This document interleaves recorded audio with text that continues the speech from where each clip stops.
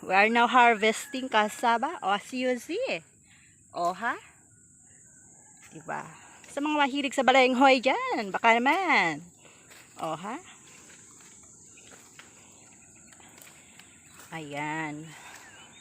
So nakikita nyo po, may mga kasama po tayo ngayon. At sila po ay import. At ayun, alam nyo ba ibig sabihin ng import? Importante yata yun eh. So ayan mga kawander, ating mga harvester. Kuya, taga saan po kayong lugar kuya? Taga Silang po. Ay, sa Silang pa po siya. Ano po pangalan nyo kuya? Lawrence po. Lori? Lawrence po. Ah, Lawrence. Ayun si Lawrence. Naku, kailangan maya-mayang konti kasi sobra init na dito. Mamaya walang masisilungan. So, taga Silang pa po sila. Sila po yung nag-harvest po dito.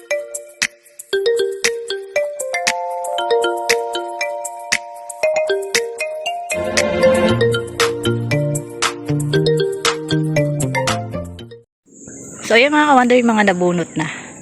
Ayan, tatanggalan pala ng laman.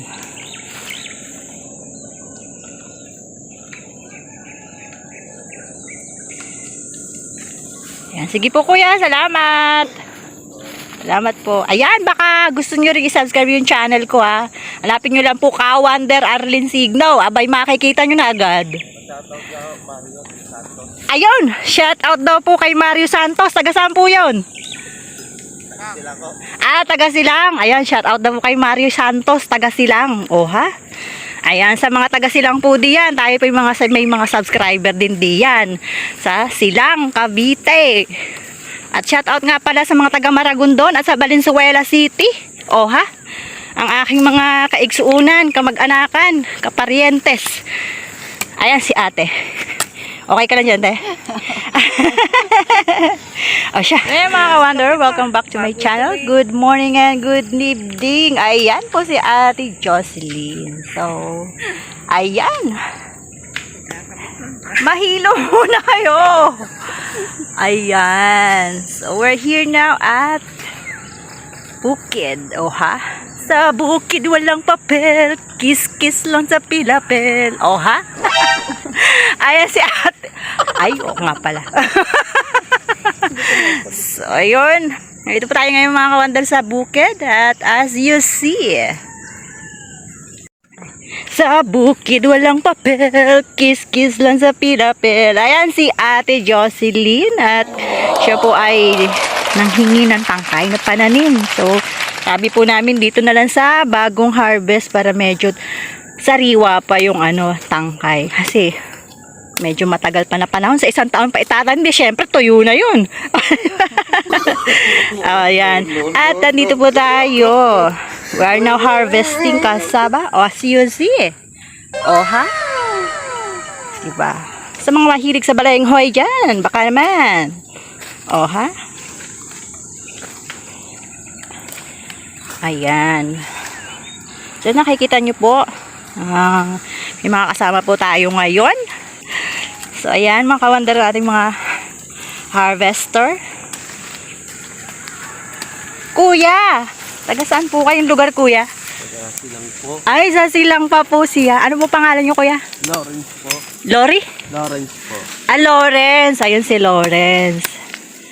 Naku, kailangan maya-mayang konti kasi sobra init na dito. Mamaya walang masisilungan. So, taga Silang pa po sila. Sila po yung nag-harvest po dito ngayon sa balinghuyang tanim namin. Pero po yung nakikita nyo pa yung lupain na yan. Hindi po yan sa amin. Baka akala nyo sa amin yan. Yan po ay farm worker lamang po kami din eh. O ha. Ayan si kuya oh. Medyo maganda ang lupa dito, malabo kaya madali siyang bunutin. Pero may parte ho ng lupa na hirap bunutin ng balinghoy. Siya parang ba yun, matigas. Eh yung bang pag bunot mo napapaihi ka na ayaw pa rin mabunot yung balinghoy. Ayun. Ayan, diba ang ganda ng ayan, ang lalaki oh. Siguro to may 1 kilo. So kuya, kayo ba'y kumain na ng almusal? Ay nako, pareho tayo. Kami kaaga din eh. Abay, alas 5 pa lang din na kami naghahakot ng mga tangkay. Ayun sila kuya.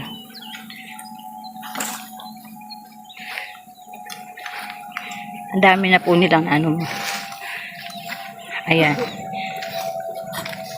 Ayan, maganda po pag ganito na yung ayos ng tangkay dahil naghahakot kami ng tangkay. Ang hirap kasi pag salabat. Alam niyo ba ibig sabihin ng salabat? Ay yun, ay medyo maanghang na inumin, na nilalaga. Ayun. Ayan. Ayan, kuya, kaway-kaway naman dyan. Hello po. Ayun. Mahihain si kuya. Ay, dito po tayo kay kuya. Paano nagkaroon? Ayan, kuya, maganda umaga. Ayan. Ang layo nyo pa pala, no? Galing pa kayong silang. Oo. Oo. Ayun, medyo maganda yung ano, balingo. Tsaka, hindi po ba ano siya, kuya, mahirap bunutin? Kasi mayroong lupa na parang lagkitas yung hindi mabunot agad yung ano, yung bunga na iiwan na lang. Oo. Ayun, medyo malambo daw yung ano, lupa na pinagtamnan kaya hindi mahirap bunutin. Ayan. Yung pinagdadala nyo yan, kuya, company? O meron talagang market na sa ano, na dadalhan? Iba? Po? Meron ka ng iba? Ah, oo. Oh, kasi minsan meron ding kumukuha ng balingoy na ginagawa nilang kasaba powder. O ginagawang kasaba powder. So, ayan mga kawander. Kung kayo po'y bago sa aking channel, please don't forget to subscribe.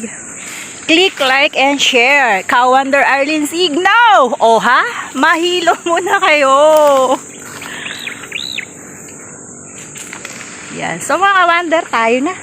At pauwi na't baka paglakar ni kawander, medyo malayo-layo rin. Baka iwanan ng isang tao ay pambihira. So yung mga kawander, yung mga nabunot na. Ayan, tatanggalan pala ng laman.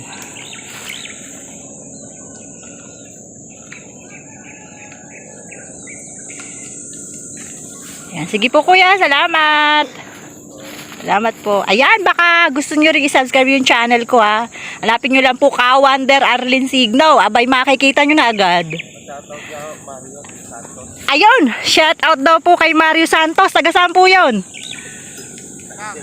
Ah, taga Silang. Ayan, shout out daw po kay Mario Santos. Taga Silang. O ha? Ayan, sa mga taga Silang po diyan. Tayo po yung may mga subscriber din diyan. Sa Silang, Cavite. At shout out nga pala sa mga taga Maragondon at sa Valenzuela City. O ha? Ang aking mga kaigsuunan, kamag-anakan, kaparientes. Ayan si ate. Okay ka lang dyan, te?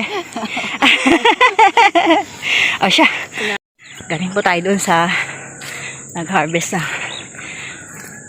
Ayan, nahingal si Kawander. Nag-harvest ng kasaba. At ayan po yung mga pinagtalupan ng kasaba. Kaya nakakalungkot lang kasi yung mga pananim namin magkakalakal dito sa bukid, sa bundok eh. Kulang na lang hingiin. Diyos ko po, Diyos mio, sa hirap ng buhay magtanim. Bago ka nag-land preparation eh. Singkad na ang hirap. Tapos tatawaran sa murang halaga.